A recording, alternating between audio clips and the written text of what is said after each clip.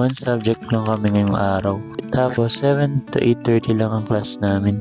Pero ganun pa man, ito ang pinaka nagustuhan ko na subject. Punta na ako nito pasakayan ng jeep. Tapos konting lakad pa school. Tapos ito, merong pila sa gate. Medyo hassle nga pag ganito, lalo na kapag late ka na talaga.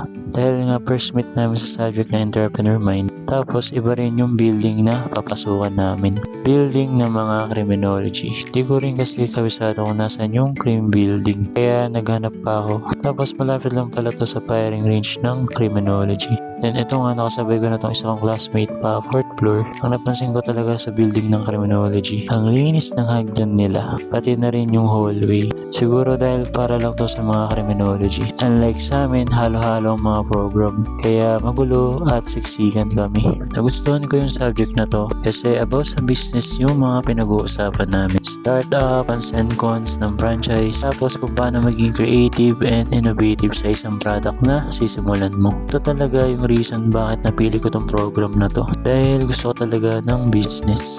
At alam kong marami pa akong matututunan. Medyo nabitin nga ako sa topic eh. Iba talaga kapag interesado ka sa isang bagay, hindi ka mabuburn out. Napakaganda pa magturo ng prof namin dito. Seryoso pero may halong sarcasm. Napaka-effective kasi hindi siya boring. Dahil nga isa't kalahati lang yung klase namin. Uwian na agad, kaya ito nagkayaan magpunta ng SM. Pero gusto din naman saan makauwi agad. Pero inaya na rin nila ako. Sabi ko rin, tam-vlog din ka ako. So ito, naglakad na kami pasakay ng bus. Tapos, nung makarating kami ng SM, sarado pa pala. At 10 AM pa yung bukas. Kaya naisipan muna namin mag-ukay haul habang nag-aantay magbukas yung mall. Sabi ko kasi gusto ko din tumingin ng trip bag na maganda yung quality pero mura lang. Sira kasi yung bag na kabibili ko lang. Waterproof siya pero not durable. Hindi pa kaya yung marami yung nakalagay. First Ukayan shop na nakita na nagtingin kami ng mga cups na tag 100 pesos. Tapos meron din tag 20. Bumili ako ng lagayan ng cellphone. Para ako hindi magasgas yung cellphone ko. Kasi yun, tumingin kami sa another shop. Dito nakakita ko ng bag kaso tag 480. Medyo hindi kaya ng budget pero maganda yung quality. Natawaran ko hanggang 380 pero mataas pa rin talaga sa budget ko. Kasi yun, nakakita ko ng maganda quality na tag 380 pero natawaran ko kasi naka 40% discount sila. So nabili ko siya ng 200 na lang. Dahil nga marunong naman tayo mag-company ng ganitong mga sira. Saka marami siyang compartment